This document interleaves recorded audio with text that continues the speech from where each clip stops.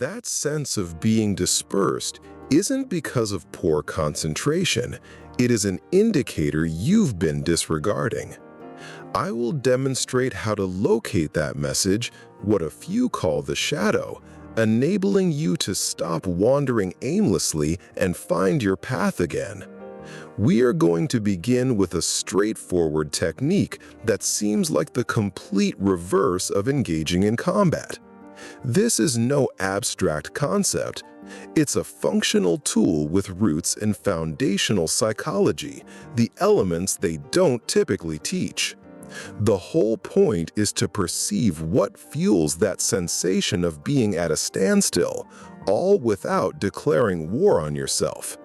The objective is uncomplicated: to reclaim your vitality. Protocol 1. Outlining your psychic lineage for better self-direction. What if, however, the inner voice you perceive isn't exclusively yours? This points to a more profound dimension of the shadow, a form of psychological legacy passed down through your lineage. Modern science is beginning to validate this concept via a discipline known as epigenetics.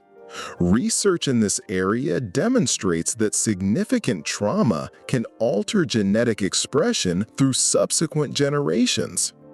The unresolved suffering of a grandparent can physically manifest as a biological imprint on your present-day stress reactions. This is not just a theoretical notion, it's a demonstrable phenomenon. Consider the possibility that your sense of being unfocused or your inability to gain momentum isn't a personal shortcoming at all. It's plausible you were contending with a narrative drafted prior to your existence. This explains why you might begin with great energy only to lose steam, finding it impossible to maintain momentum. The opposition you face is not solely your own. To bring this to light, we utilize a tool called a psychological genogram. Imagine a genealogical chart, but instead of tracking lineage, it documents emotional tendencies, anxiety, rage, dependency, charted over at least 3 generations. Rather than assigning fault to yourself when you deviate from your path, you begin to decipher the blueprint you were given at birth. This process allows you to cease battling with phantoms and ultimately gain a stronger sense of command over your life's trajectory. Protocol 2. Dismantling your persona to reclaim your power. An outward appearance of being perfectly composed often conceals an inner state of disarray. While others perceive you as capable and pleasant, you feel your energy is perpetually draining. Despite making all the correct moves, establishing a consistent flow seems just out of reach. This underlying drain is the unseen price of your persona, the social facade you adopted to gain acceptance. It's a performance, not your authentic self. The term for this continuous exertion of controlling your genuine emotions to match the part you play is emotional labor. Consider the sheer amount of energy that daily performance consumes. Burnout is a direct consequence of faking or stifling your true feelings. Research validates this connection. This explains why, even when following an ideal schedule, you might sense the days blending into one another, unable to generate any forward motion. The objective isn't to eliminate this facade, as it remains an essential tool. Instead, the aim is to recognize it for what it truly represents, a part you took on to get by in your environment. Chasing the idea of being your genuine self around the clock is not the solution. That simply becomes another draining act. The alternative is learning to dismantle it, By questioning the origin of this role and calculating its expense, the facade becomes more adaptable. You cease to equate yourself with the performance, which allows you to recover the vitality required to regain your footing. This is the method for preventing a role from dictating the course of your life. Protocol 3. Using triggers as a compass. Those individuals who provoke the strongest reaction in you aren't your adversaries, they are your reflections. There's a psychological safeguard at play known as projection, and it's the reason for that powerful, outsized emotional response you feel towards someone's perceived hubris or helplessness. This response isn't arbitrary. Your own mind is offloading a quality or emotion you find intolerable in yourself onto another person. The process effectively transforms a conflict within you into a problem with them. The reason you continually lose momentum is that you're engaged in a futile fight with a world that is only mirroring your own unacknowledged turmoil. Your mind selects specific people to bear the brunt of these feelings for a reason. Such potent reactions, from annoyance to outright captivation, are a guide.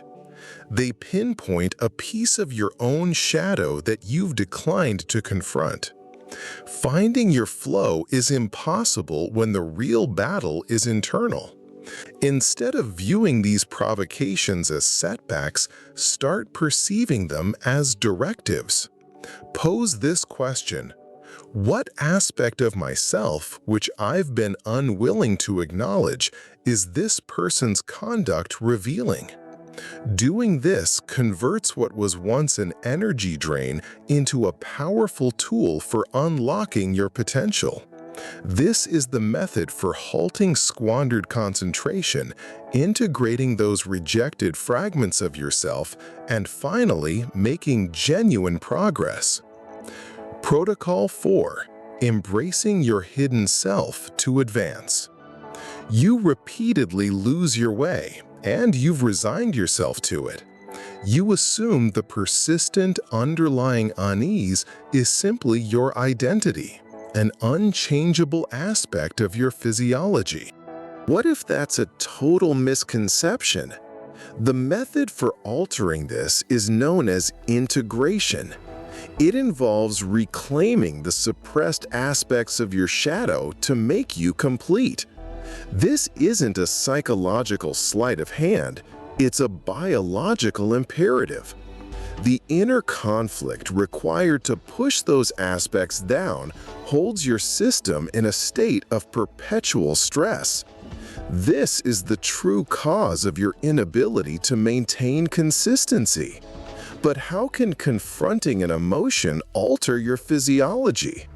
Studies demonstrate that techniques such as expressive writing, which aid in unifying these aspects, tangibly dampen your system's reaction to stress. When you encounter a fresh obstacle, they quantifiably reduce the stress hormone cortisol. You cease squandering power on an inner battle and reclaim it to, at last, make progress. The impact is even more profound. Pivotal research discovered that individuals living with a sense of purpose, a straight outcome of this process, exhibited more beneficial gene activity in their immune cells than people just pursuing hedonism. This is how you end the feeling of being so fragmented. You aren't altering your DNA, you're modifying how your system interprets the blueprint it already possesses. A new physiological groundwork is built, one that enables you to finally maintain momentum. Protocol 5. Path of integration. The ultimate pitfall in this whole undertaking is not reverting to old behaviors. It's the peril of succeeding too completely at shaping yourself into the individual you believe you're supposed to become. The master system that keeps you on the right path is a psychological process called individuation. Though you've charted your personal history and confronted your shadow, the ultimate objective was never flawlessness. The genuine goal is this lifelong endeavor of integrating the conscious and unconscious aspects of your being to become a whole, unified person. Wholeness, by contrast, invites you to collect all pieces of who you are, the luminous and the shadowed alike. By doing so, you cease the internal conflict that saps your strength. The demand for perfection, however, compels you to buff out every imperfection, locking you in a constant war with your own nature. It's the reason your motivation so often wanes. How much vitality have you already burned attempting to scrub away chapters of your own history? Here, a frequent diversion can appear.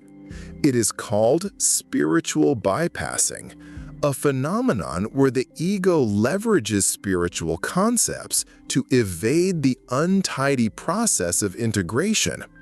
You can observe this in someone who advocates for universal love while actively distancing themselves from their own family. This is just one more guise for perfectionism, displaying an immaculate mask as the authentic work is left untouched. Herein lies the method for generating genuine momentum. Abandon the effort to become a faultless imitation of somebody else. Your task is to become the complete expression of the person you currently are. This endeavor is a process, not a destination. It's the foundational structure that empowers you to advance at last for the rest of your life. Biology of inner unity.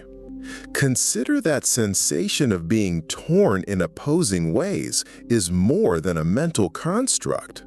You recognize it, a feeling of inner division, a continuous state of being off-kilter. This explains your repeated failure to maintain momentum, a condition rooted in a quantifiable state of physiological imbalance. The complete map of your being has a term in psychology: the self. Distinct from your ego, this is the core, coordinating wisdom for your whole existence. This is the psychological parallel to your body's profound impulse for equilibrium, known scientifically as homeostasis. A low heart rate variability, HRV score, signifies that your nervous system is trapped in a state of high alert. This chronic fight-or-flight response is the direct result of an internal war, sparked when you repress aspects of yourself, your shadow. This is not merely a subjective experience, it's a numerical reality. This biological state prevents your body from switching into its crucial rest and repair mode, which is the underlying reason you can't establish a rhythm and consistently feel drained. What purpose does this serve your body? The self is operating as a biological restoration system, creating that profound, uneasy urge to reconcile your concealed aspects. Its aim is to compel you toward conflict resolution and a return to equilibrium. Studies demonstrate that mental states such as self-compassion, a vital component of this process, directly enhance what is known as vagal tone, consequently boosting your HRV. This goes beyond merely feeling better. You are physically recalibrating your nervous system and reconstructing your ability to manage stress. You're mending the fundamental engine that enables your forward motion. This is the method for achieving progress that is truly lasting. Acknowledge the last trial.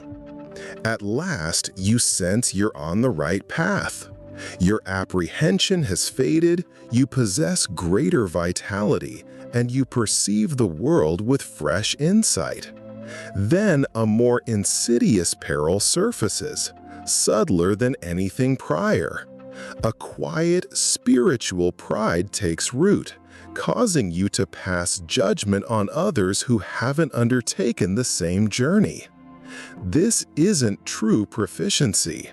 It's self-destruction in its most sophisticated guise. This is the maneuver of a psychological archetype called the trickster. It doesn't appear as a direct impediment, but as a trial after you've achieved substantial advancement. Instead of confronting you with old struggles, it lures you with a mirage of superiority, confining your ego within a newer, more polished cage. You believe you've triumphed, not grasping that the game's regulations have just been altered. Why is this so profoundly important? Because this inflated sense of self reactivates the body's persistent stress mechanism. The issue isn't merely psychological. Pioneering studies demonstrate that this type of sustained psychological strain directly shortens your telomeres, the protective ends of your DNA that serve as indicators of cellular aging. You are effectively reversing your own biological headway. Identifying the trickster's gambit presents you with a choice: spiritual arrogance or serene modesty. Research indicates that nurturing a sense of humility serves as a direct countermeasure, soothing the stress reaction that harms you on a cellular basis. This becomes the ultimate trial for making your advancements permanent. The genuine effort is not about reaching some flawless endpoint. It's found in the modest, recurring commitment to choose wholeness over and over. This is the method for safeguarding the integrity you have reconstructed, guaranteeing your growth is inscribed not only in your mind, but in the very blueprint of your cells.